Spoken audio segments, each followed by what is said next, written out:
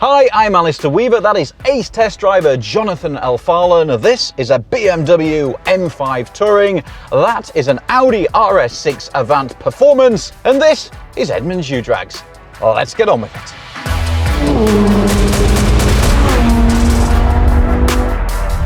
And here we go.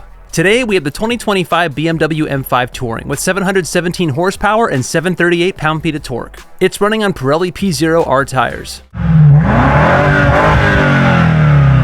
Going up against the 2025 Audi RS6 Avant Performance with 621 horsepower and 627 pound-feet of torque. It's running on Continental Sport Contact 7s.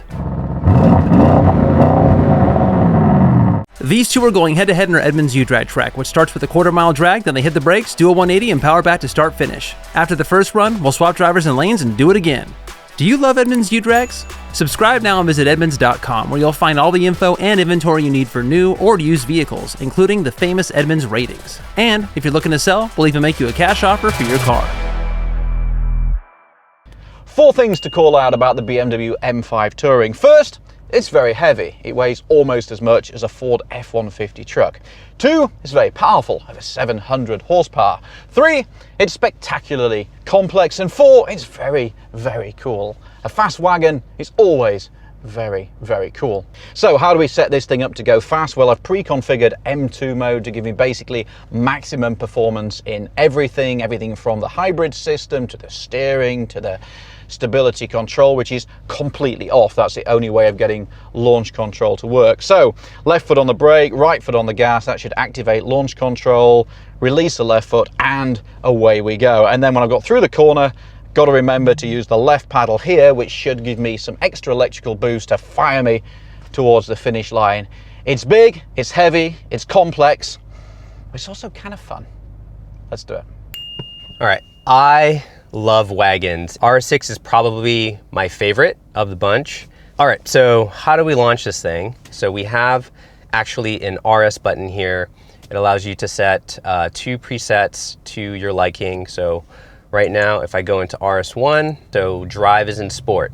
Suspension, I'm keeping in balance because it's a little bumpy out here. Engine sound, I'm gonna have it on the loudest setting. And of course, the Quattro Sport Differential I have in sport. I don't have as much horsepower as that thing does, but I do weigh a lot less. I'm gonna enjoy it either way, win or lose. So let's do this. 5, 4, 3, 2, 1. Oh, they already got the jump, I think. Got him on the launch, got him on the launch.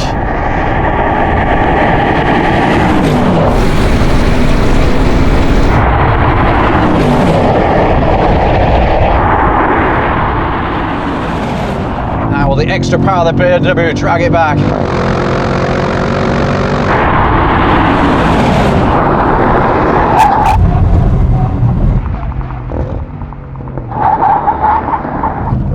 Turn it in.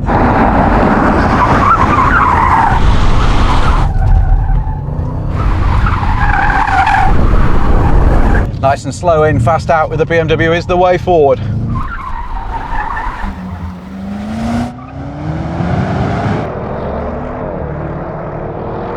I think I'm going away. Bye bye, Jonathan.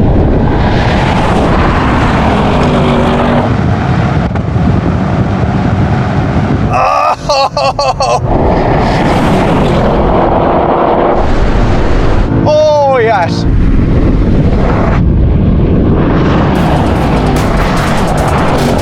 So Jonathan, that was fun. That was fun until I started losing.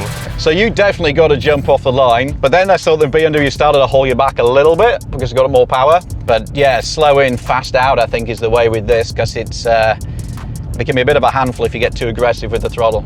I love this thing. Like it gets off the line so cleanly. Just squats. It's like all business. Mega on the brakes too. Got around the corner cleanly, clean exit, like almost 0 wheel spin, and I just couldn't contend with that power, that M power. Well, I want to have a shot at that, so why don't we swap lanes, swap cars, and do it again.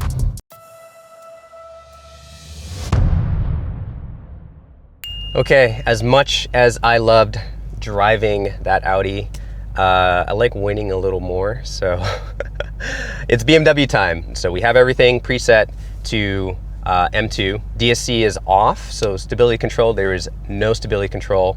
We need that as a prerequisite for launch control, which means that if I get a little too throttle happy at the exit, I could see a lot of oppo. So let's go.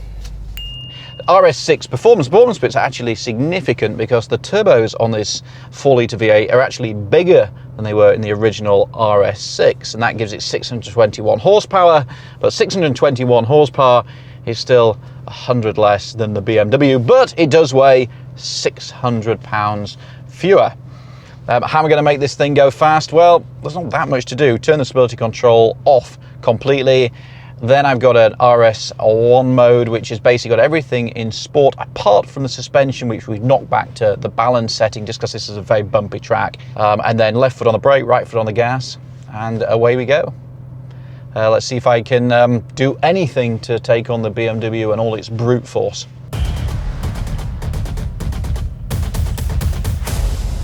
Five, four, three, two, one. I think it's got the jump on the BMW again. Maybe this is just a little bit better off the launch.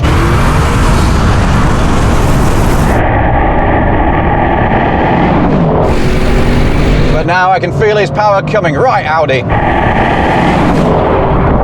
And here we go. Here we go. Reeling them in. Reeling them in.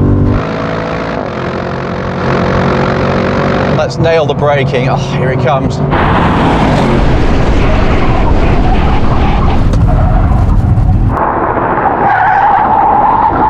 Woo! Little squirrely on the brakes. Okay, patience, patience, patience. Take it in.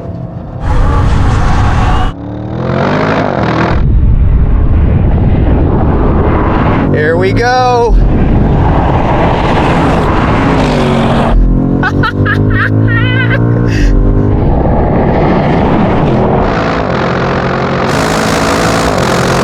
It's a little bit tighter, but now the power is going to take him away.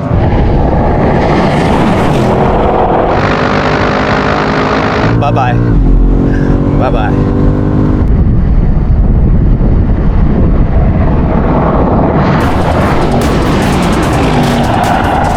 Still prefer driving this one. Really? Well, Alistair, I would say that is pretty decisive. Yeah, this BMW, man, it's insane. I kind of feel like that was actually a carbon copy of the first race, that I just got this gets off the line a little bit better over the first 30 yards, and I can almost like feel you on my shoulder, and then you start to come past, and then braking. This, I think, is better under braking, and I think we pretty much turned in at the same point, and he was all the way on the back straightaway.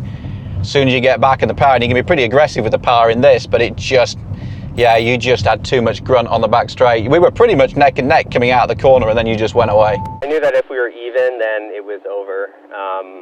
Agreed on the braking. Like, there's something weird with these M brakes. Like, when you ask for 70%, it gives you 100%, so you kind of have to be like at maximum braking, I guess, at these speeds. Whereas with that Audi, you can kind of finesse it a little bit more.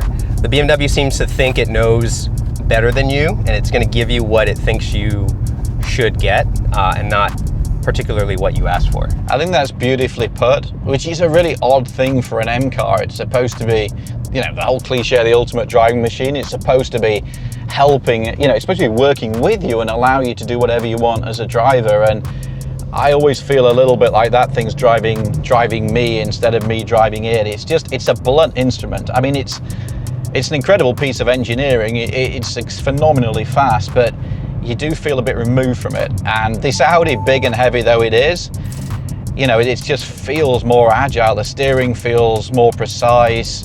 Even down to like the steering wheel, I much prefer the thinner steering wheel in the Audi. It just feels more in keeping with the car. That BMW, everything about it's excessive.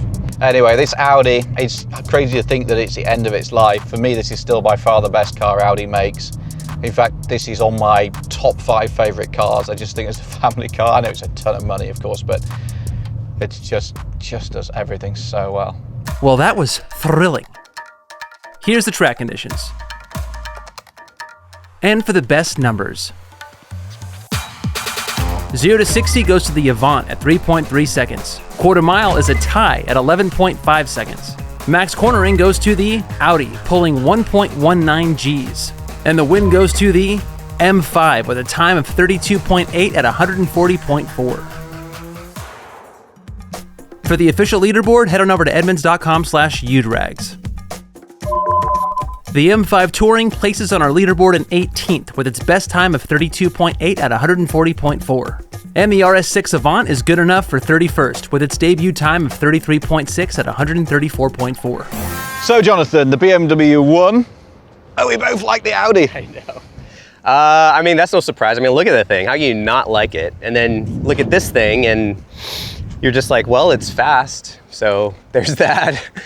It is fast, but it's, for an M car particularly, it's surprisingly clumsy. Like under braking, you don't feel like you've got that pedal modulation. Same on the getting on the accelerator, doesn't feel very linear. So it's either push, oversteer, or it's going straight. It just feels that bit of finesse that we've all known and loved from M cars since we started doing this a long time ago. That just seems to be lacking in this car. It's all just maximum performance, not a lot of finesse.